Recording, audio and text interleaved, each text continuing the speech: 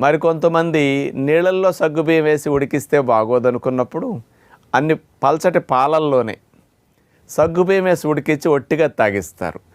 ఈ రకంగా కూడా తాగలేడు అనుకోండి, చప్పగా ఉండి, అప్పుడు అందులో ఇంత పంచదార వేస్తారు. సహజంగా పంచదార వేడి తగ్గిస్తుంది అనేది అందరిలో ఉన్న ఆలోచనే. అది కూడా రాంగ్ అండి. పంచదార వేడి తగ్గించేడితే ఒట్టి పంచదార తినండి, తగ్గుతుందేమో చూద్దాం. అవును, నీళ్ళలో కలుపుకొని తాగుతారు.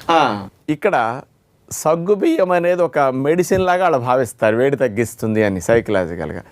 అది నీళ్ళల్లోనో పాలల్లోనో ఉడకబెట్టి అట్లా లూజ్గా పలసగా కాసి ఇస్తున్నందువల్ల వాళ్ళకి కొంత వాటర్ కంటెంట్ లోపలికి బాగా వెళ్ళి వేడి తగ్గుతుంది. కానీ వీళ్ళ ఫీలింగ్ ఏంటంటే ఇందులో ఉన్న నీళ్లు, ఇందులో ఉన్న పలచటి పాల వల్ల తగ్గిందనే భావన బదులుగా ఓహో సగ్గుబియ్యం అంటే డిఫరెంట్గా ఏదో ఒకటి ఉండాలి. రోజు తాగేది, రోజు తెలిసిన నీళ్ళు ఇస్తే ఎవరి నమ్మకం కలుగుతుందండి?